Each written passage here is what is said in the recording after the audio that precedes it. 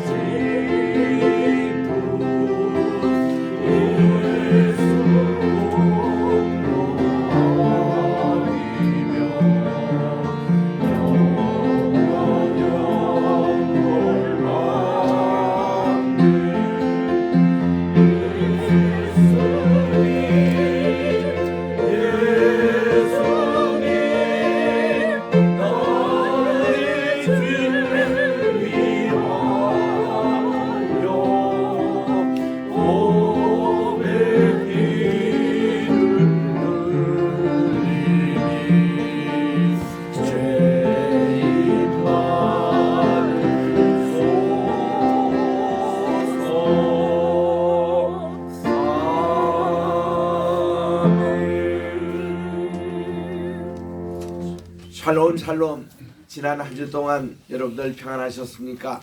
오늘은 2024년 3월 17일 주일입니다. 사순절 5번째 주일. 다 일어나셔서 518장 찬송으로 하나님께 영광 돌립니다.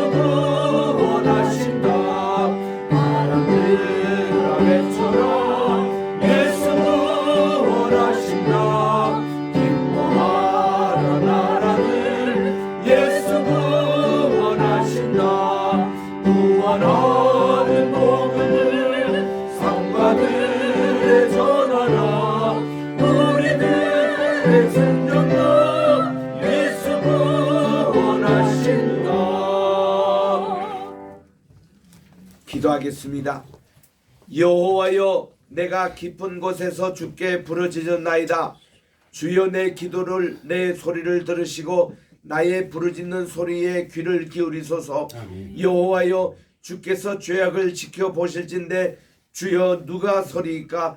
그러나 사유하심이 주께 있음은 주를 경외하게 하심이니라. 아멘. 전능하시고 거룩하신 하나님 아버지, 우리의 모든 만복의 근원이 되시고 만왕의 왕이 되시고 만주의 주가 되심을 고백합니다. 아멘. 오늘도 저희들이 주님 앞에 귀한 예배 또 드리오니 저희들이 정말 하나님께 기쁘게 연락하는 예배가 되게 하시고 저희 몸을 살아있고 또 거룩하고 연락되는 제물로 드리게 도와주시옵소서. 예수님의 이름으로 간절히 기원드리옵나이다. 아멘. 주보에 있는 공동 참회기도 함께 드리도록 하겠습니다. 시작. 사랑과 은혜가 풍성하신 하나님, 사순절 남은 기간 동안 더욱 주님의 고난에 동참하기를 원합니다.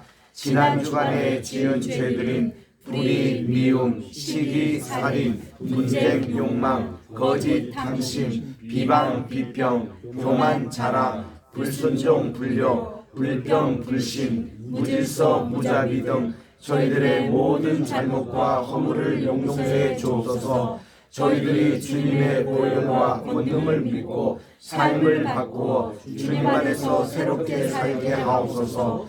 예배가 회복되는 삶이 되게 하옵소서. 말씀으로 매일 승리하게 하옵소서. 오직 주님만 바라보며 모든 죄는 차단하여 매일 경건하게 하소서. 영과 진리 안에서 주님께 연락되는 예배를 드리게 하옵소서. 예수님의 이름으로 기도드립니다. 아멘. 누구든지 그리스도 안에 있으면 새로운 피조물입니다.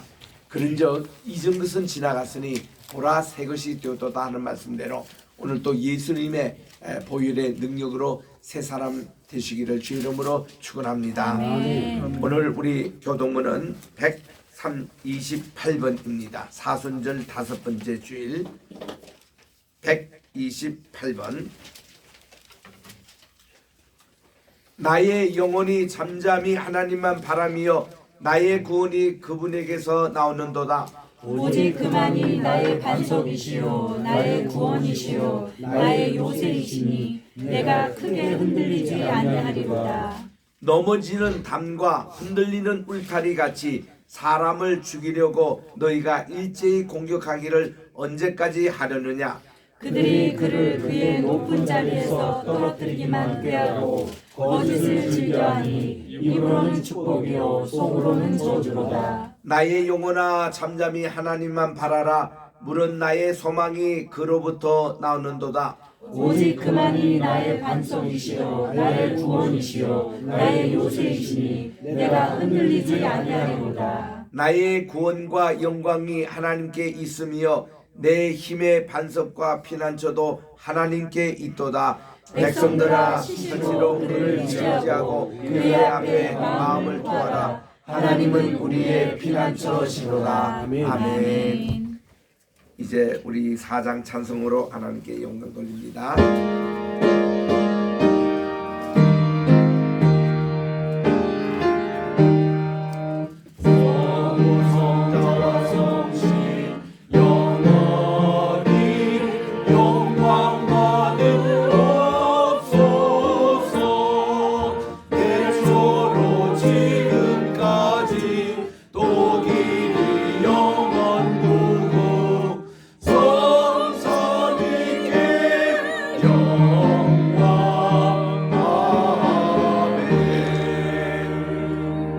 착석하시고 고근산인 기도 인도해 주시겠습니다. 기도드리겠습니다. 사랑의 주님, 은혜를 감사합니다. 지난 일주일도 주님의 품 안에 품어주시고 오늘 주님께 나와 예배하게 하시고 영광 받으심을 감사합니다. 죄인된 우리를 구원하시려고 이 땅에 오시고 십자가에서 고난당하시고 부활하셔서 승천하심을 감사드립니다. 주님, 죽기까지 우리를 구원하신 주님의 사랑과 은혜를 늘 기억하고 주님께 감사하며 주님과 동행하며 주님을 기쁘시게 하는 삶을 살아가게 하여 주시옵소서. 주님, 세계 곳곳에 들리는 전쟁의 소식과 재난의 소식들이 있습니다. 긍휼을 베풀어 주시고 사람들이 주님께 회개하고 주님 앞에 돌아와 주님의 뜻에 합당한 삶들을 살아가게 하여 주시옵소서. 세계 곳곳에 주님의 복음을 들고 구원의 소식을 전하는 하나님의 선교사들을 기억하여 주시고 복음이 증거되어지는 곳곳마다 영혼권의 역사가 있게 하여 주시고 선교사님과 가족들 그리고 동역자들의 건강과 안전을 지켜주시고 그들의 필요를 주님 채워주시옵소서. 주님, 이 땅의 청년들과 어린이 청소년들을 기억하여 주시옵소서. 젊어서부터 주님을 알고 주님과 동행하며 주님의 기쁨이 되는 삶을 살아가게 하여 주시옵소서. 주님, 우리 로이교회를 기억하여 주시고 주님의 말씀으로 기도로 찬양으로 든든히 세워져가는 교회가 되게 하여 주시옵소서. 목사님께 영육의 강건함을 주시고 주님의 사역하시는데 선한 열매들이 맺혀지게 하여 주시옵소서. 우리 성도님들 한 사람 한 사람을 기억하여 주시고 주님 안에서 강건케 하여 주시옵소서. 평안할 때 주님께 감사의 기도와 찬양을 드리게 하시고 삶이 힘들고 공고할 때에도 주님 붙잡고 나가게 하여 주시옵소서. 주님, 우리 믿지 않는 가족들이 하나님이 믿어지는 은혜를 주시고 영혼 구원받고 주님께 나와 함께 예배하는 날이 속히 오게 하여 주시옵소서. 주님, 우리 황현실 오펌과 황우여 장로님을 기억하여 주시고 이곳을 통하여서 주님의 공의와 정의가 실현되어질 수 있도록 주님 도와주시옵소서. 하나님, 이 시간 드려진 예배를 기쁘게 받아주실 것에 감사를 드리며 예수님의 이름으로 기도드립니다. 아멘.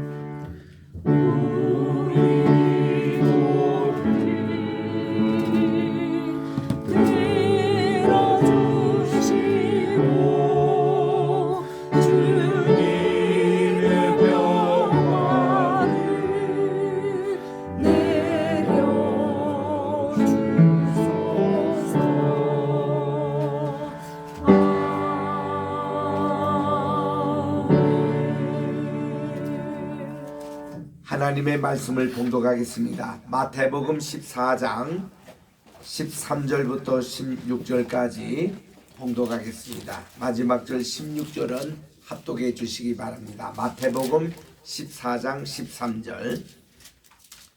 예수께서 들으시고 배를 타고 떠나가 따로 빈들에 가시니 무리가 듣고 여러 고을로부터 걸어서 따라간지라. 예수님께서 나오사 큰 무리를 보시고 불쌍히 여기사 그 중에 있는 병자를 고쳐 주시니라. 저녁이 되매 제자들이 나와 이르되 이곳은 빈들이요 때도 이미 저물었으니 무리를 보내어 마을에 들어가 먹을 것을 사 먹게 하소서. 시작. 예수님께서 이르시되 갈 것 없다 너희가 먹을 것을 주라. 아멘. 찬양 드리겠습니다.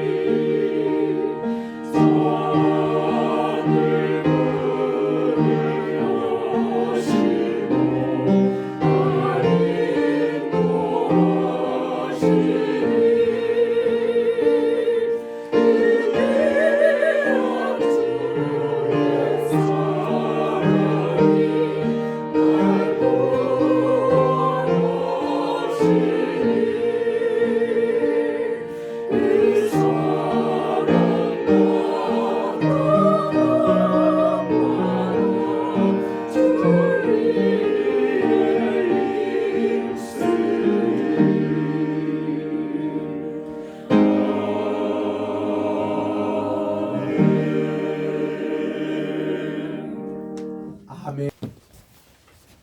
귀한 찬양 감사드립니다. 기도하겠습니다.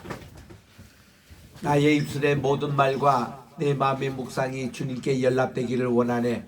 하나님, 오늘도 준비된 귀한 마태복음 14장의 말씀 위에 성신님의 기름으로 충만하게 부어주셔서 저희 마음속 밭을 길과 같은 마음, 돌짝과 같은 마음, 또 이제 가시덤불과 같은 마음을 다 기경하여 묵은 땅을 기경하여 옥토밭으로 만들어 주셔서 말씀의 씨앗이 떨어질 때에 100배 60배 30배는 적어도 열매 맺게 도와주셨기만을 예수님의 이름으로 기도드립니다. 아멘. 할렐루야. 아멘. 벌써 우리 사순절도 이제 중반에 이르러서 다음 주는 종료주일이 됩니다. 그 다음 주일은 부활주일이 되는 것입니다. 참 이렇게 봄이 오는 이 계절에 또 부활절이 이제 아주 가까이 왔습니다. 마지막 2주간 사순절을 의미 있게 잘 지내시기를 바랍니다. 오늘은 우리 지난주에 이어서 우리 그 마태복음 14장을 강의하도록 하겠습니다. 지난주에 우리 복습 삼아 우리 천국의 복음 8가지를 마태복음 13장에서 전해 주셨습니다. 이 천국 복음은 여러분들이 그 비유 하나하나를 기억을 하시면 좋은데, 첫 번째에서 네 번째는 이 생물에 관한 비유고, 5번째에서 8번째는 무생물에 관한 비유고, 첫 번째는 모든 회중들이 함께 들을 그런 비유고, 이 5번째에서 8번째는 예수님의 제자들에게 심층적으로 전하는 그런 비유였습니다. 첫째는 우리 주님께서 씨 뿌리는 자의 비유를 말씀하시므로, 씨를 뿌리는데 들으는 길가에 떨어지고 들으는 돌짝밖에 떨어지고 들으는 가지덩굴에 떨어지지만 옥토밭에 뿌려진 씨앗은 100배, 60배, 30배의 결실을 맺는다고 가르쳐 주셨습니다. 그래서 우리는 늘 말씀을 듣는 내 밭을 점검할 때에 오늘은 내가 옥토밭인가, 오늘은 내가 이 가시덤불이냐, 오늘은 돌짝밭이냐, 여러분들이 이렇게 참 기억하시길 바랍니다. 두 번째는 우리 주님이 가라지의 비유를 말씀해 주셨습니다. 이렇게 농부가 알곡을 이렇게 뿌렸는데 며칠 후에 가보니까 가라지도 함께 자라고 있는 모습이었습니다. 가라지라는 것은 우리말로 독보리라고 얘기합니다. 이게 우리 그 벼로 말하면 피라고 그러죠. 벼가 자라는데 피가 이렇게 자라는 이런 것을 말합니다. 그래서 이 농부가 주인님, 이거 다 독보리 이 가라지를 뽑아버릴까요? 그랬더니 그대로 두어라. 괜히 뽑다가 알곡도 상하게 될 수가 있다. 그러면 어떻게 하겠습니까? 그대로 자라두게 하라.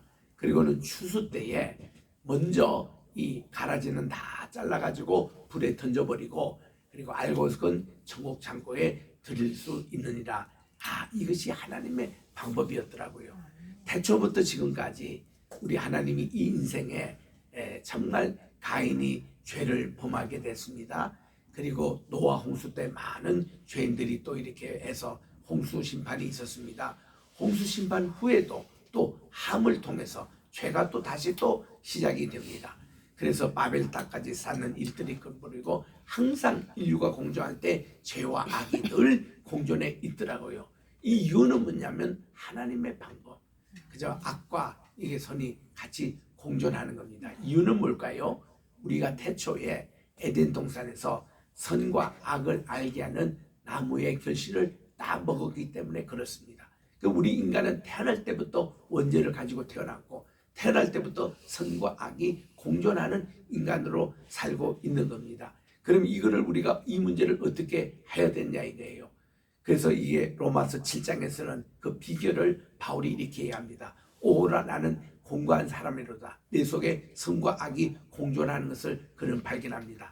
마음으로는 하나님의 법을 섬기려고 하지만 이게 육의 법이 있어가지고 항상 이 땅을 이렇게 해서 자기를 늘 이렇게 참 곤란하게 만들고 또 고민하게 만들고 이렇게 한다는 겁니다. 그래서 오호라, 나는 공고한 사람이라 하면서 해법을 25절에서 그는 얘기합니다. 주 예수 그리스도를 붙잡고 우리 하나님의 마음의 보로 순종하면은 우리들이 완전히 주님에게 우리가 속하여 살겠다 하고는 8장의 1절에 가서 이렇게 얘기합니다.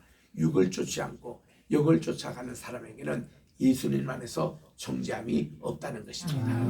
그래서 우리들은 늘 이런 육은 우리가 버리고 우리는 항상 영을 쫓아가는 사람이 되어서 정말 한 예수님의 법으로 승리하자. 이것이 바로 우리의 이 악과 이게 그 선이 공존하는 우리 세계. 이거를 독일말로 카오스 캄프라 그럽니다. 카오스라는 것은 혼돈이라는 뜻이고, 캄프라는 것은 이 싸움이라는 것이에요. 늘 우리는 혼돈의 전쟁에서 늘 있다는 겁니다. 이 세상도 그렇고 우리 소유되는 인간이 끝날 때까지, 세상 주님 만날 때까지 항상 악과 선이 공존하는 이때에 우리는 늘 정말 이 선으로 악을 이깁시다. 이것이 예수님께서 우리에게 주신 말씀이거든요. 그래서 이렇게 해서 우리는 우리 세상에 보면 사랑과 미움이 동시에 늘 존재합니다. 어떤 때는 기분 좋으면 사랑, 기분 나쁘면 이게 미움, 언제나 이게 공존해요. 이럴 때 우리는 사랑을 더 크게 해가지고 미움을 약화시키고 미움이 힘을 못 쓰게 만들자 이거죠. 또 정의와 불의가 항상 우리에게 같이 있습니다. 이럴 때 정의를 크게 이거를 확대시키고 불의가 쪽을 못 쳤도록 힘을 못 쓰도록 그렇게 하는 이런 승리의 방법이 우리에게 있는 거예요. 이게 우리가 예수님만의 무기가 있습니다. 또 성신님께서 우리를 도와주십니다. 그래서 우리들은 이런 말씀으로 가지고 무장할 때는 이 모든 악을 이기고 선으로 승리하는 매일매일의 그런 삶을 살아갈 수 있음을 가라지 비유를 통해서 말씀해 주시는 거예요. 세 번째 우리 주님께서는요, 겨자씨 비유를 말씀해 주셨습니다. 겨자씨가 작은 것이지만은 이게 자라면은 5m 또 8m까지 자라는 그런 나무. 이스라엘 가면 겨자나무라는 게 여러 가지가 있습니다. 야, 참 놀라워요. 저는 그 겨자나무도 보고 놀랐지만은 남미에 가니까 토마토 나무가 있더라고요. 우리 생각에는 토마토가 식물 아닙니까? 이게 여기서 이제 토마토가 자라는 걸 따는데, 어이구, 거기 콜롬비아에 가서 농장에 갔더니 이게 토마토인데 보니까 토마토가 나무가 돼가지고 거기서 토마토를 따는 거예요. 깜짝 놀랐습니다. 아, 이것도 식물도 되고 나무도 되는 거구나. 겨자씨가 그렇습니다. 그래가지고 5m, 7m까지 사는데 새들이 와서 막 이렇게 머무는 그런 보금자리를 벤구리온, 이게 이스라엘 도착하면 공항 앞에 그 겨자나무가 바로 우리가 볼 수가 있는 거예요. 이렇게 해서 하나님의 나라는 자라는 게 있다. 아주 눈에 벌떡마듯한 겨자씨가 자라서 큰 나무를 이루었듯이 우리 하나님 나라는 예수 믿을 때보다 지금 많이 자라고 있고 앞으로도 하나님 나라는 계속 자라는 데 있다는 것을 우리가 아는 거예요. 아이들이 태어났습니다. 이 아이가 자랄 때 자라나지 않으면 부모가 얼마나 아주 심령이 상한지 몰라요. 아이가 자랄 때 자라야 됩니다. 이 자라는 성장을 보고 부모가 기뻐하듯이 하나님도 우리의 믿음이 자란 걸 보고 참 기뻐하시거든요. 그리고 우리 주님이 또 이런 말씀하셨습니다. 천국이라는 것은 마치 누룩을 이렇게 넣는 것 같은데, 부인이 말이죠, 저녁에 밀가루로 반죽해가지고 여기 이제 이스트 누룩을 넣습니다. 그럼 아침에 보면 만큼 부풀려 있어요. 그걸 가지고 빵을 만듭니다. 쇼빵을 만듭니다. 어릴 때 우리 어머님이 하는 건데 많이 봤거든요. 그렇게 빵을 만들어서 아침에 딱 일어나면은 어머니가 그 빵 굽는 냄새로 우리 얼마나 행복하게 만든지 몰라요. 우리 할아버지 때부터 우리 집안에는 제과점을 했기 때문에 이 빵 굽는 그런 기술이 우리 집안에 많이 있었습니다. 그래서 이 이스트가 이렇게 자라는 것을 저는 어릴 때부터 많이 봤는데, 만약에 그게 없다면은 이 빵이 부풀리지가 않아요. 이스라엘 때 가보면은 이스트를 많이 사용하거든요. 이런 이스트와 같이 이런 누룩이 이게 중요하다는 거예요. 이것도 자람이 있습니다. 이렇게 부풀고 자라고 성장하는데 있는 것을 말씀해 주셨습니다. 이건 이제 온 백성들이 같이 듣는 데 쓰고, 이제 다섯 번째는 이 제자들에게 따로 우리 주님이 하시는 말씀을 이제 듣습니다. 천국은 마침 밭에 감추인 보화를 찾는 것과 같다는 비유를 말씀해 주셨습니다. 전쟁이 일어났습니다. 부자가 자기 금은 보화 이거를 보물상자를 들고 갈 수가 없는 상황이었어요. 그럴 때는 이분이요, 그 밭에 어디에 눈에 잘 뜨이지 않는 곳에 깊이 숨겨두고 이제 갑니다. 그럼 전쟁이 끝나고 나서 여기 와서 찾는 경우가 종종 있습니다. 근데 패전을 했어요. 전쟁을 이제 패전해서 그 주인이 생전에 여기 찾아올 수 없는 그런 지경에 이르렀습니다. 그럼 그는 밭에 감추인 보화에 불과합니다. 그런데 훗날 100년 지내든지 200년 지내든지 새로운 주인이 와서 이제 소장농이 이렇게 밭을 갈고 있는데 보니까 무슨 상자가 보이는데 열어보니까 어이구, 금은 보화 이거 가지고는 평생 정도가 아니고 자기 온 집안이 다 살게 되는 그런 보화가 있는 겁니다. 그러면 여러분들 이럴 때요, 요거를 그냥 들고 가서 훔치는 것밖에 안 됩니다. 이것은 다시 그 땅에 묻어두고는 주인에게 가지고 제가 꼭 김리 드린 말씀이 있습니다. 그 주분의 땅을 제게 좀 좋은 가격을 줄 테니까 좀 팔면 안 되겠습니까? 그게 예를 들면 한 평에 그저 한 100만 원 냈다 하면 이분은 한 1000만 원 정도 이렇게 넣어가지고 하면 주인이 좋죠. 파는 거죠. 근데 주인이요, 그 땅을 팔지만 사는 사람은 무엇을 봅니까? 땅입니까? 아닙니다. 보물상자입니다. 그래서 그걸 찾잖아요. 하나님 나라를 찾는 제자들은 이런 심정으로 진리를 찾아야 된다는 겁니다. 진리가 거기 있는 것을 발견하면 자기 모든 것을 다 포기하고라도 그것을 집중해서 사서 와야 된다는 거예요. 여러분, 이게 좋은 교회를 만나면, 좋은 목사님을 만나면, 좋은 스승을 만나면 모든 걸 포기하고 거기에 집중해서 가는 이 사람이 엘리사의 그런 축복을 받더라고요. 엘리사가 엘리야에게 그저 따라가서 승천할 때에 그 돈만 떨어지는 거 그것만 주서도 이분이요, 야, 엘리야 선생님의 능력의 2배 이상을 받는 것 같은 밭에 감춘 보화의 비밀이 그거더라고요. 그리고 6번째는 우리 주님이 이런 말씀합니다. 천국이란 것은 마침 진주 장사하는 사람인데, 진주를 발견하면 좋은 진주라는 게 어떤 건가 하면 큰 거예요. 진주는 되게 조그마하지 않습니까? 그런데 이 진주가 조개 껍데기에 모래가 들어갔어요. 이 모래가 너무 아프니까 이게 조개가 자기 진액을 이제 막 내는 겁니다. 그래가지고 요거를 커버를 해가지고 자기 몸을 보호하는 거예요. 근데 큰 놈이 들어갈수록 더 아플수록 더 많은 진액을 냅니다. 그렇게 해서 생긴 것이 진주 아닙니까? 진주알이 크다는 것은요, 이거는 있을 수가 없는 거예요. 그런데 이게 가끔씩 있다고. 그러면 이런 진주를 발견하면 진주 장사가, 이거는요 온 재산 다 투자해서라도 이거는 사둘 가치가 있습니다. 왜냐하면 이거는 가격이 없는 거니까, 부르는 게 가격이니까. 그래서 이 하나님 나라에 찾아가는 제자들의 심정이 그러하다는 겁니다. 좋은 진주를 발견하면은 내가 모든 재산을 다 포기해서라도 이거를 구입해서 정말 이 진리를 찾는 자의 기쁨, 이것이 참 이 하나님 나라의 비유라는 겁니다. 그리고 7번째 비유는 마침 너희들이 다 어부 출신인데, 어부들이 보면 아침에 이분들이 그물망에 많은 고기가 잡히면은 그들이 이렇게 합니다. 오른쪽에 망대 안에 넣는 그물, 이제 고기가 있고 망대 밭으로 벌어지는 그물이 있어요. 왜냐하면 레위기서 14장, 15장, 16장에 보니까 이스라엘 백성들이 먹을 수 있는 고기는 지느러미가 있고 비늘이 있는 요것만 먹습니다. 그래서 갈릴리에서 잡히는 고기에 보면은 베드로 고기라고 바스, 이것이 이제 그들이 먹을 수 있는 고기예요. 그거는 오른쪽 망대에 넣습니다.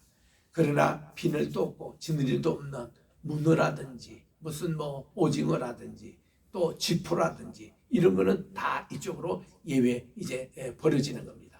요거를 좋은 고기라 그러고 요거를 나쁜 고기라 그럽니다. 그 오브드니가 너무 잘 알잖아요. 하나님 나라는 바로 그와 같으니라. 우리는 하나님께 연락되는 좋은 것과 나쁜 것을 구별하여 낼 줄 아는 이런 하나님 나라의 제자가 되어야 된다. 마지막 8번째가 뭔가니, 이 하나님의 나라 천국은 마침 곳간에 가가지고 옛 것과 새 것을 구별하는 서기관들과 같다고 그렇게 얘기합니다. 지금 여기에 창고라고 보이지만 또 도서실이라고 얘기합시다. 도서실에 들어가면은 서기관들은 요거는 옛날 고전 작품이고 요거는 새롭게 나오는 신작 작품이다, 그걸 구별해냅니다. 또 우리 창고라고 합시다. 그럴 때 이 창고 주인은 이거는 꼴동품이고 이거는 새로 만든 거 구별해낼 줄 안다는 겁니다. 우리는요, 하나님 나라의 주님의 제자된 우리들은 언제나 말씀을 딱 듣고 이 말씀에 정말 옛 것과 새 것을 구별할 줄 아는 그런 지혜로운 사람이 되어야 된다는 8가지 비유를 말씀을 하셨습니다. 이 말씀을 하시고 나서 오늘 이제 14장에 들어옵니다마는 예수님께서 이제 세례 요한의 죽음에 대한, 순교에 대한 소식을 듣게 되십니다. 이 순교에 대한 내용을 자세하게 마태복음에서 기록하는데, 그 헤롯 대왕이 있었어요. 이 대왕은 예수님 출생하실 때 그때 유다의 왕이었습니다. 그 당시는 로마 시대이기 때문에 로마의 황제가 최고였습니다. 이 황제가 이스라엘 이 로마 시대 때 30나라가 속국으로 돼 있었거든요. 그 나라를 전병해서 온땅 다 이게 로마가 다스리는 때였습니다. 그 속국 때에 이 속국 하나하나에 이 황제 대신으로 파송한 사람을 총독이라 그랬어요. 총독을 다 파송했습니다. 근데 이 총독은 이 로마 황제의 바로 직속이기 때문에 이 지역 주민과는 거리감이 있을 수 있습니다. 그래가지고 이 사람들이 뭐라고 했냐면은 요 지역 주민 가운데서 대표로 왕을 세웠어요. 이 왕을 유대 지방에는 헤롯을 세웠습니다. 이만큼 헤롯은 로마 황제에게 세금을 많이 냈어요. 그래가지고 인정을 받아가지고 로마 황제가 이 친구를 유다 왕으로 했습니다. 근데 정작 로마 황제가 그걸 몰랐어요. 이 사람이 헤롯이 출신이 이두메 출신인 것을 몰랐습니다. 이두메라는 건 뭔가니 에서 집안의 출신이에요. 이 에서와 야곱은 이스라엘에서는 상극이거든요. 극과 극이거든요. 그래서 이 야곱 집안의 12지파가 쭉 주도권을 잡고 있었는데 이들이 이집트에 가가지고 400년 동안 종살이하고 노예 생활을 하는 동안에 에서 집안이 이스라엘을 다 장악하고 있었습니다. 그런데 400만에 다시 출애굽을 해서 다시 고토로 돌아온다네요. 그 에서 집안 사람들이 화가 나가지고는 선발대로 아말렉이 바로 에서 집안의 군인입니다. 그 가서 이스라엘을 다 죽이려고 한 거예요. 그런데 모세와 아론과 홀이 같이 합심기도 함으로 이 아말렉 군대를 진압을 했습니다. 그런데도 이 에서의 집안에서 포기하지 않고 계속 괴롭혔습니다. 그래서 이런 집안의 후예가 예수님 당시에 이두메라는 그런 것인데 이 이두메가 바로 에서 집안의 또 하나의 족속이었습니다. 이 집안의 출신이 헤롯이에요. 헤롯이 가만히 생각하니까 자기가 이러면은 아무 일이 안 된다고 해서 이분이요 바로 이 야곱 이 집안의 결혼 관계로 이게 사위로 들어오게 됩니다. 이게 얼마나 머리가 좋은지 몰라요. 교활합니다. 어떻게 해서든지 이 하스모니온 집안에 들어와서 이분이 여기에 집안이 됐습니다. 그리고선 그걸로 그치는 게 아니라 이 하스모니온 집안이 결국 로마 이제 시대 넘어가니까 로마 황제 앞에 잘 빌려고 로마에게 아주 감동적인 세금을 냈어요. 거기 종주국에서는 세금 많이 내는 사람이 점수를 주게 돼 있습니다. 그래가지고 그 덕에 이분이 유다 왕은 딱 됐는데 헤롯이 유다 왕이 됐다고 하니까 얼마나 이스라엘 사람들이 미워하겠습니까? 인정 안 해요. 저 이두메 출신, 에서 집안 출신 이거 우리가 어떻게 감당하겠냐고 했는데 이분이 또 머리가 얼마나 비상한지 이 유대인들의 환심을 사기 위해서는 내가 무엇을 해야 되느냐. 다 유대인들은 성전을 참 좋아하더라. 이분은 완전히 이 건축광이었습니다. 건축하는 데는 막 대사업을 한 거예요. 마사다도 건축하고 여리고도 건축하고 헤르디움도 건축하고 시폴이라는 그 나사렛 동네 위에 그것도 자기 별궁을 이제 건축하는데 그 건축할 때에 요셉과 그 요셉의 아들 예수님도 그 당시 호적사 아들이었잖아요. 다 와서 목수를 했다는 것이 시폴이 왕궁을 짓는 일이었습니다. 그들이 그냥 목수 정도가 아니라 왕궁 짓는 기술자였어요. 그런 일들을 어릴 때부터 예수님이 하셨는데 이런 것을 전부 다 헤롯 왕이 한 겁니다. 그런데 유대인들이 제일 좋아하는 게 성전이더라. 그래가지고 이 제2성전이 참 초라했습니다. 그냥 스룹바벨과 그냥 이 당시 에스라 느헤미야 시대 때에 그 여호수아 대제사장 그 관할에 아주 초라한 이 성전을 세계에서 최고의 신전으로 짓겠다고 저기 아테네 가서 아테네에 있는 파르테논 신전을 보고 제1성 제일 큰 선전 아닙니까?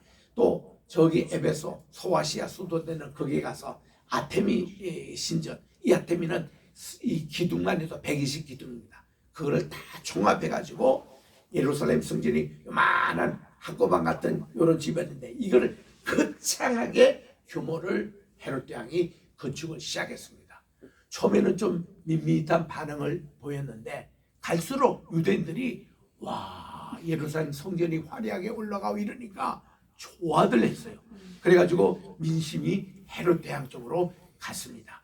그래가지고 자기가 15년 동안 성전을 잘 짓고 있었는데 웬 동방에서 온 이 뭐 별을 연구하는 현자들이라는 사람이 와가지고 뭐 메시아가 어디서 태어났느니 자기들은 그 별을 보고 여기 왔느니 쓸데없는 소리를 했어요. 그때 헤롯 대왕이 아니 우리 집안 애들 아무도 지금 이게 임신한 사람도 없고 한데 뭐 또 다른 메시아가 태어났는가 자기 속으로는 불안해가지고 좀 자세하게 얘기를 좀 해달랬더니 이 동방에서 온 박사들이 말이죠. 자기들은 평생을 별자리를 보고 사는 사람인데 이 별자리 그 당시 해류 혜성이라고 그럽니다. 이게 나타나면 메시아가 꼭 태어났는데 이 별이 그 태어난 방향으로 자꾸 와서 우리 모이는데 이 동서남북에서 이 박사들이 모인 거예요.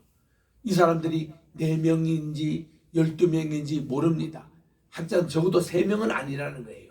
이분들이 모여가지고 예루살렘에 같이 이렇게 이들이 이 헤롯 왕국으로 들어온 겁니다.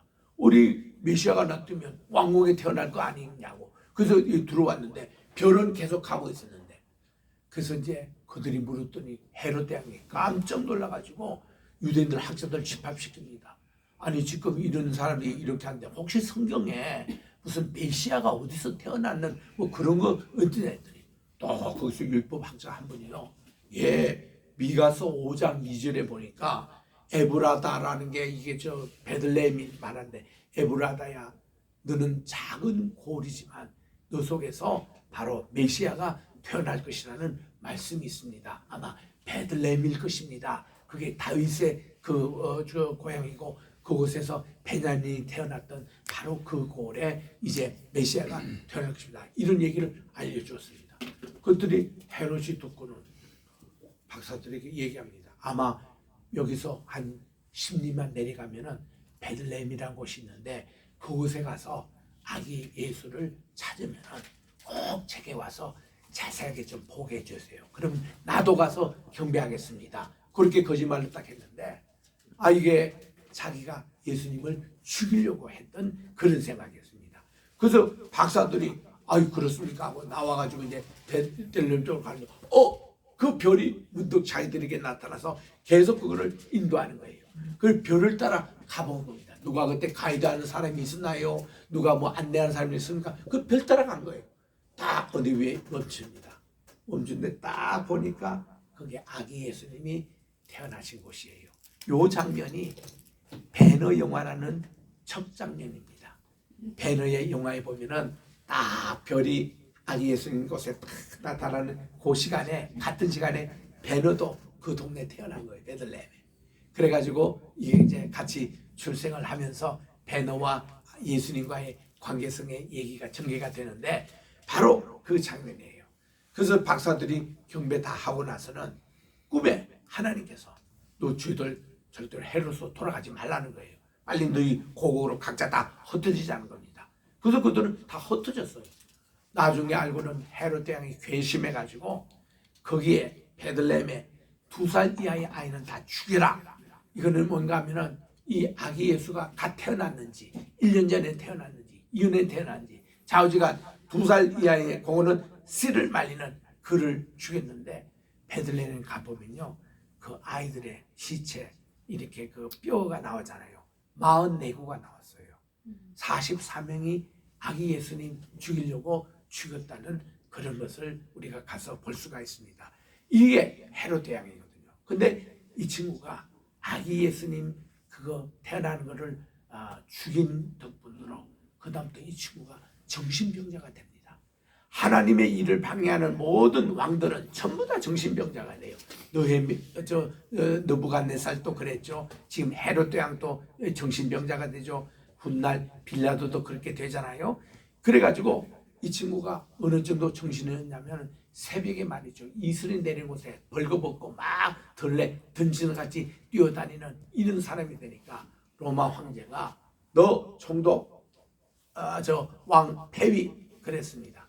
그래가지고 이 헤롯이 폐위가 되고 나서 곧바로 죽었습니다.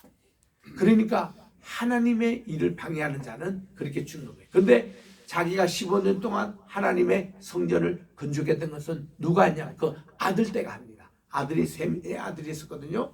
빌립이라는 아들이 있었습니다. 남쪽에 다스렸고 안디바스라는 헤롯이 있었습니다. 요런 왕을 분봉왕이라고 그래요. 분봉왕. 그런데 지금 예수님이 활동하고 계신 이 갈릴리에 이게 있었던 분봉왕, 이게 안디바스였습니다. 그리고 이제 빌립이라는 이것이 이제 북쪽에 또 분봉왕으로 있었는데, 빌립의 아내인 헤로디아가 엄청난 미인이었습니다. 그리고 그의 딸이 있었는데 살로메가 있었어요. 그래서 이 빌립이 있는데, 이게 이제 형이 되는 안디바스 이제 헤롯이 그 제수씨를 탐이 났습니다. 눈독을 들이고 있었는데 이 빌립이 마침 죽고 말았어요. 빌립이 악정을 베풀었습니다. 6년 하다가 그는 일찍 죽습니다. 그리고 나서는 그 헤로디아를 자기 아내로 맞이하게 됩니다. 제수씨. 그 당시는 근친족의 그 결혼이 있었기 때문에 뭐 이거는 과히 법적으로 뭐 나쁘다 이런 거는 아니었어요. 근데 이 세례 요한이 이거를 나쁘다고 지적한 이유는 뭔가니, 그 살아있을 동안, 남편 빌립이 살아있을 동안에도 안디바스가 흑심을 품고 그걸 자기 제수씨에게 뭐 이렇게 뭐 사인을 보냈던가 무슨 연애를 했다던가 분명히 뭐가 있었어요. 있다가 동생이 죽자마자 그냥 그 아내로 맞아들이는데, 더 적극적인 것은 헤로데가 더 적극적이었습니다. 자기 이 안디바스가 자기 남편보다 더 훨씬 더 시 형님입니까? 자기 남편의 형님이니까 더 이렇게 매력을 느끼고 관계했는데, 그냥 자기 남편 죽자마자 그렇게 결혼이 되고 말았습니다. 그때 아무도 조용히 하고 조용히 있었는데 세례 요한만이 그게 잘못됐다고, 그리고 이 헤로디아를 여우라고 칭하고, 헤롯은 당신은 불의한 일을 했다고. 이거 뭐니 간음죄 얘기까지 같이 한 거예요. 그 전에 뭐가 삼성이 있었던 것 같아요. 이거를 폭로한 겁니다. 그러니까 이 헤롯이 이 세례 요한을 죽이려고 했습니다. 그런데 사람들이 다 그를 선지자로 존경하고 있는데 그 민중 봉기가 날까봐 이렇게 하지는 못하고 세례 요한을 그냥 투옥을 시켰습니다. 감옥에 이제 있었는데 자기 생일이 됐어요. 생일을 어디서 잔치했냐면은 오늘날 요르단입니다. 그리고 모세의 느보산이 있었던 그 바로 밑에 그 이제 세례 요한이 순교당한 산이 있는데 그쪽에 별궁이 있었습니다. 그래서 생일 잔치를 잘하고 그 마지막 클라이막스에 이 살로메, 자기 이제 양딸이 된 거죠. 본래는 이제 자기 조카인데 헤로디아의 아내의 딸이었으니까 얘가 춤을 끝내주게 잘 춰요. 요즘 캡팝보다 더 잘 추는지 춤을 너무나 잘 추니까요. 자기도 감동을 받았고 손님들도 환호하고 기분이 좋아가지고 살로메에게 부른다. 야, 내 딸아, 네가 소원이 뭔지 내가 무엇인지 들려주겠다. 나라의 절반이라도 달라면 내가 주겠다 하고 보냈더니 요놈이 기집애가 자기 엄마에게 쫓아갑니다. 헤롯에 쫓아가서 엄마, 지금 우리 양 아빠가 지금 이런 말씀을 하는데 내가 뭘 요구할까요? 했더니 딱 헤롯이 한마디로 세례 요한의 목을 요구해라 이거예요. 지금 세례 요한이 여기 지금 밑에 지하에 감옥에 투옥되고 있었거든요. 그래가지고 가서 아빠, 왕이요, 세례 요한의 목을 주십시오. 쟁반에다가. 이렇게 하니 만장이 손님들 듣는 데서 약속을 또 안 지킬 시나요? 이게 헤롯 대왕은 세례 요한을 차마 자기 손으로 죽이기까지는 못하는 것이 후환이 들어와서 그렇습니다. 그런데 할 수가 없어가지고 목을 따고 그렇게 하라고 했어요. 그 세례 요한이 쟁반에 담아다가 왕에게 가서 이 세례 요한의 제자들이 이 세례 요한의 거를 장례를 치렀습니다. 장례를 치르고 나서도 늘 이렇게 이 헤롯 왕, 여기 지금 안디바스 이에 바람이 불안했어요. 후환이 들어가지고. 그런데 지금 막상 보니 예수님이 지금 활동하신 상황이 들려오는데, 와, 보니 뭐 병자가 낫고 죽을 사람이 낫고 그냥 기적이 일어나고 이런 얘기를 들으니까 혹시 저분이 세례 요한의 화신이 아닌가 그늘 불안해한 겁니다. 저 헤롯이.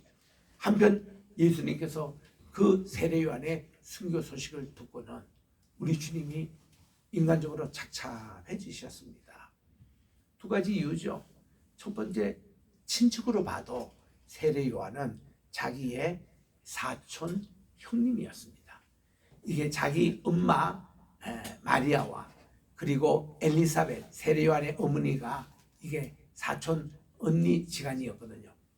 오촌 됩니까? 그러니까 그래서 자기 6개월 먼저 태어난 세례 요한이 형님이 되고, 두 번째는 메시아 길을 예배했던 분이에요. 그분은.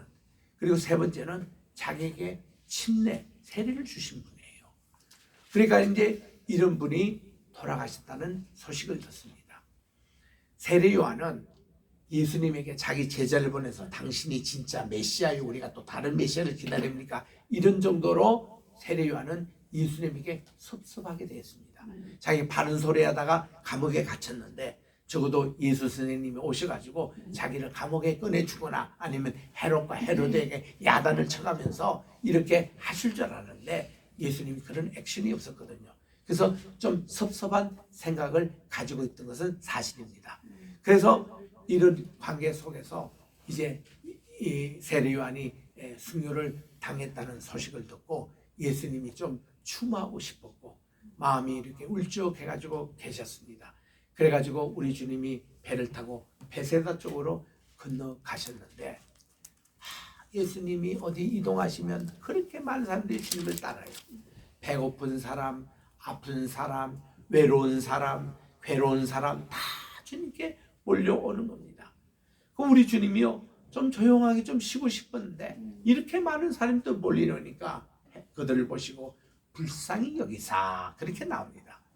오늘 2절 3절에 나오는 불쌍히 여기사는 것은 영어로서 compassion, compassion이라는 뜻은 뭔가 하니 콤이라는 것은 함께하다는 뜻입니다. 패션이라는 것은 그 감정을 쉐어한다는 겁니다. 이거를 하문어로 표현하면 동고동락이라고 그래요. 고통을 함께 나누고 즐거움을 함께 나누는 것을 동고동락, 이것을 영어로 표현하면 compassion, 그들을 보고 긍휼히 여기사, 불쌍히 여기사, 이렇게 말씀을 하는 겁니다. 그래서 그 많은 사람들의 병을 고쳐주기 시작을 하십니다. 우리 주님은요, 주로 아침에는 복음의 말씀을 전하세요. 오후에는 주로 병자를 고치십니다. 왜냐하면 오전 시간에는 이 서해 바람이, 지중해 바람이 이렇게 불어와 가지고 여기 갈릴리에 있는 이 바람이 서쪽으로 불어 가지고 우리 주님이 바닷가에서 말씀을 전하시면 언덕에 있는 모든 사람들이 바람이 이쪽으로 가기 때문에 말씀이 다 잘 들려요. 그러니까 마이크 시설 없어도 자연 확성으로 잘 듣습니다. 오후가 되면 이 바람이 거꾸로 부니까 말씀이 안 됩니다. 그래서 우리 주님이 오후 시간 주로 병자를 고치세요. 그리고는 오후 내내 병자를 고치시는데 해가 벌써 기울어갑니다. 오후 3시가 지나갔습니다. 그랬더니 제자들이 주님 앞에 나와, 주님 지금 날도 저물어 가는데 이제는 이 군중들을 해산하셔야 되겠습니다. 그런데 이들이 멀리서 온 사람도 있고 가까이 온 사람들도 집에 가면 먹을 게 없습니다. 그때는요 3년 동안 예수님께서 공생할 동안에 기근이 있어가지고 비가 오지를 않았어요. 그들이 농사 때에 한참 바빠야 되는데 이 농번기 때도 그들이 한가했고, 그래서 예수의 말씀을 들으러 많이 모였고, 그리고 또한 한참 수확을 해야 될 때도 이게 수확할 게 없어가지고 그들이 이렇게 다 이런 그 시즌이었습니다. 그러니까 우리 주님도 그들에게 마음에 정말 어떤 컴패션, 긍휼을 가지고 계시기 때문에 돌려보내봤을 때 배고프고 집에 가도 먹을 게 없고 잘 알고 계십니다. 그런데 야, 너희들이 먹을 것을 주어라, 그렇게 하십니다. 그때 제자들이 저희들이요 먹을 것이 없고요, 그리고 또한 여기 먹는 것을 만다 해도 이 2만 명이나 되는 장정만 5천 명이니까 남자 여자 다 합치면 한 2만 명 되거든요. 2만 명 된 사람이 어디 식당에 가서 먹겠냐. 우리가 성지순례 갈 때 40명 인솔에 가도 갈릴리 가면은 점심 식사하는 장소가 큰 식당을 가야 됩니다. 그런데 이 2만 명이나 되는 군중들 보낼 식당도 없거니와 있다 하더라도 이만큼 먹을 빵이 없습니다. 그래서 저들도 낭망해하는 거예요. 그러면서 안드레가 주님께 있다가 여기 한 아이가 예수님 드시라고 예수님 이제 배도 고프시고 해서 이 보리떡 5개와 물고기 2마리 런치박스 이거를 주님께 드리는데 이거 뭐 얼마나 되겠습니까 하고 부족했습니다. 우리 주님이 그거라도 가져오느라 주님께 갔어요. 그 주님 혼자 드시는 게 아니었습니다. 자, 사람들로 다 50명 100명씩 떼를 지어라. 다 그렇게 했습니다. 그 많은 군중들에게. 그래서 우리 주님이요 이 저걸 가지고 하늘을 향하여 축사를 했습니다. 축사는 감사, 음색에 대한 감사의 기도를 하고 우리 주님이 이 떡을 떼기 시작을 하는 겁니다. 그러니까 떼를 때니까 이 5개의 망이에요. 이 5이라는 것은 성령의 참 중요한 숫자입니다. 우리 오른손이 5이잖아요. 왼손이 5 합치면 10계명이 됩니다. 10계명의 1계명부터 5까지는 하나님과 우리의 관계, 요거는 인간과 인간의 관계, 5이 그렇게 그들은 이해했거든요. 그 모세 오경입니다. 그리고 시문서도 5책입니다. 그리고 이 다윗이 물맷돌을 할 때 5가지 돌을 딱 들고 가서 골리앗을 이렇게 해쳤습니다. 그 5이라는 게 완전수로 의미가 다 있는 숫자거든요. 그래서 이 5 물고기라는 게 그런 의미입니다. 그런데요, 5라는 곳에서 곱하기 1, 2, 3 이것도 맞는데 예수님의 기적의 방법은 5라는 숫자의 위에 자성이 붙어요. 1, 2, 3, 4 5, 1의 자성 5, 2의 자성은 5, 25 아니겠습니까? 5의 3의 자성 5 곱하기 5 곱하기 5 이렇게 해서 이 자성으로 우리 주님이 떡이 이렇게 번지는 거예요.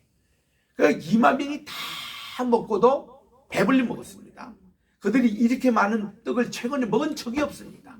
배불리 먹고도 남은 거 다 거두라 했어요. 12 광주리에 담아오는 겁니다. 12지파를 상징하는 거죠.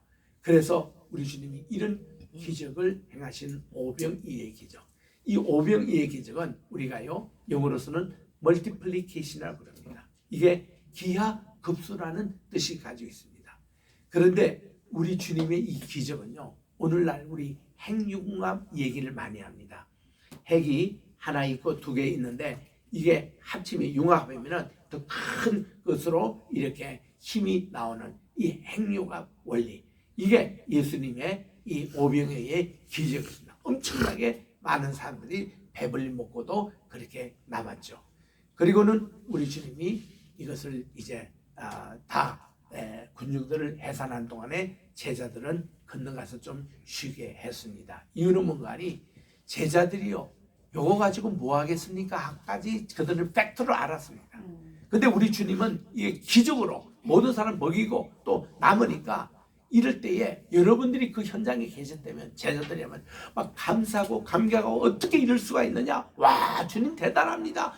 이렇게 좀 반응을 해야 사람들도 우리 주님에 대해서 새롭게 깨닫고 하나님의 능력을 찬양하고 막 거기서 찬양 집회가 일어나고 이렇게 일해야 되는데 제자들은요 마음이 맹맹했습니다. 왜냐하면 이런 기적을 체험하고서도 제자들이 첫째는 기도가 없었고 두 번째는 예수님의 이 하나님의 그 기적에 참여하는 것보다도 방광자 구경자로서 그냥 떼주고 그걸로만 했지 이렇게 백성들과 함께 감격하고 감사하는 그게 없었어요. 주님이 은근히 화가 난 겁니다. 너희들 좀 꺼져라 좀. 저 강 건너편에 먼저 가세라. 가다가 혼났습니다. 풍랑이고 그들이 죽을 뻔했습니다. 그래가지고 몇 시간 동안 고생을 하다가 우리 주님이요 내려가시는 거예요. 물 위로 걸어가신 겁니다. 주님이 걸어가시는데도요 사람들이 이게 감격 없고 감사가 없고 기도가 없는 제자들의 마음이 무디어져 있었어요.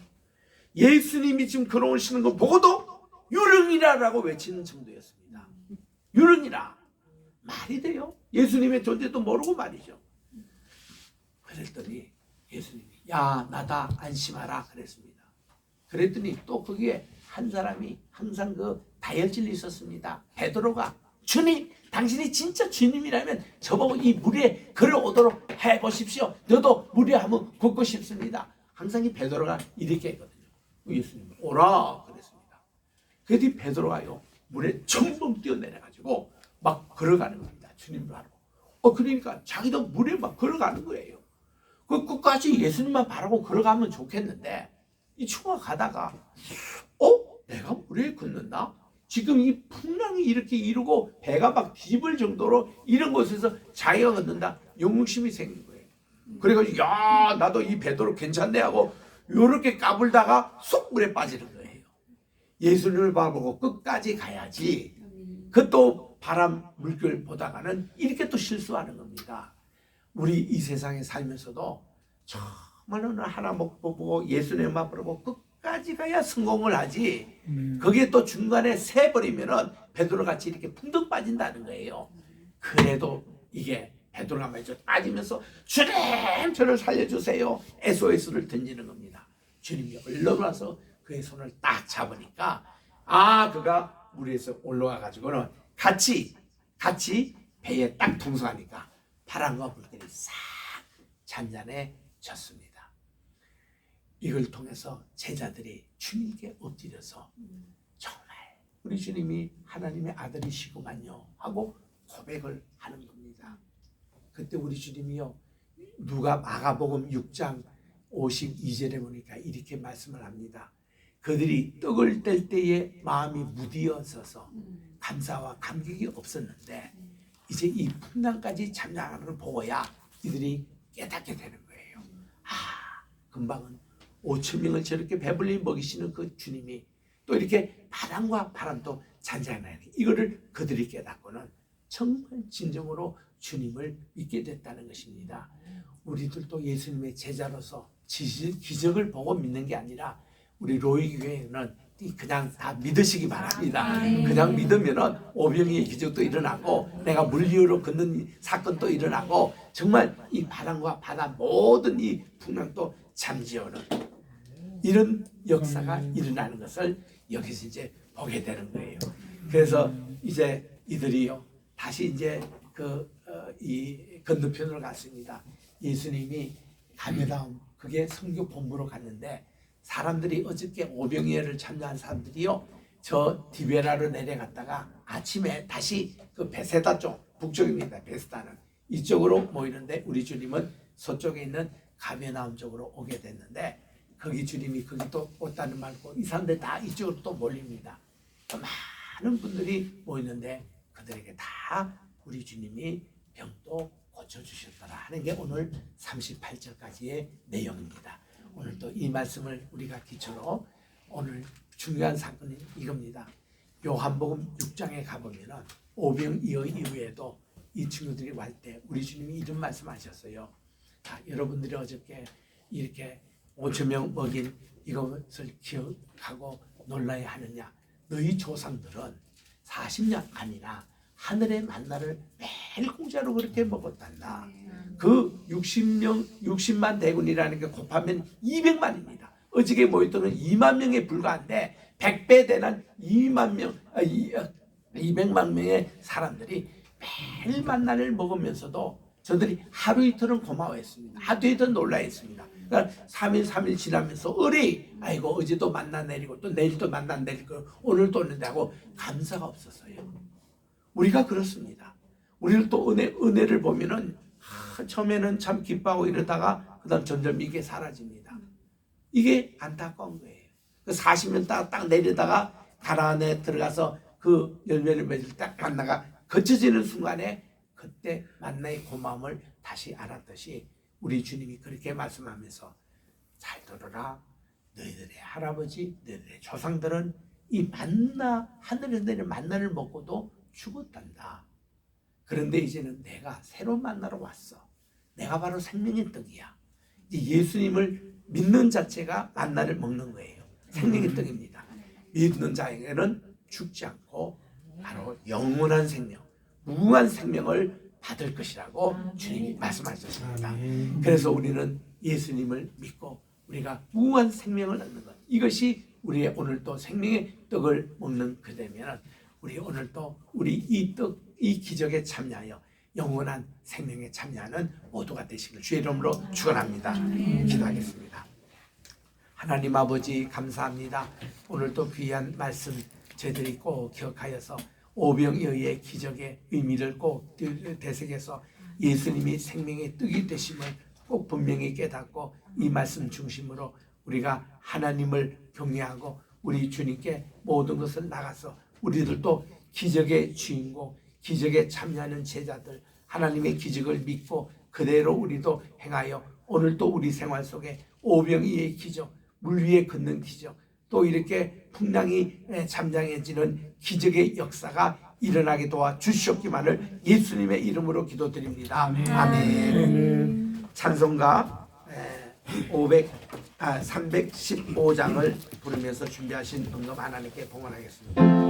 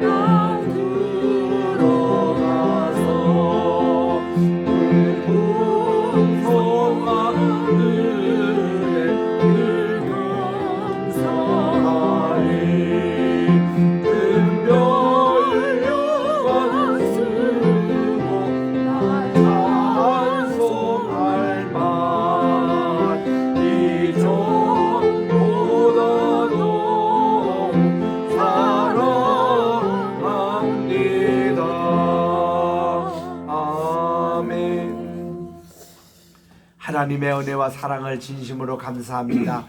지난 한 주간에도 저희들 지날 때에 주님께서 저희들에게 먹을 것, 입을 것, 또 잘 것을 허락해 주시고 저희 조국 대한민국을 허락해 주시고 우리 기로이 교회를 허락해 주신 우리 주님의 은혜를 진심으로 감사를 드리고 귀한 것을 감사하여 10의 1조와 또 감사의 예물 드립니다. 이재춘 권사님 또 100개 나라에 100개 교회를 짓는 귀한 또 성경 헌금을 또 바쳐사오니 이 업무를 통해서 교회당이 꼭 지어지게 도와주시옵시고 하나님 나라 또 확장하는데 우리 로이교회가 성교에 또 이렇게 힘쓰는 우리 교회가 되게 도와주시옵소서. 하나님 또 여러 가지 감사의 또 이유를 가지고 주님께 드린 하나하나를 받아주시옵기만을 예수님의 이름으로 기도드립니다. 아멘. 다 일어나셔서 1장 찬송을 부릅니다.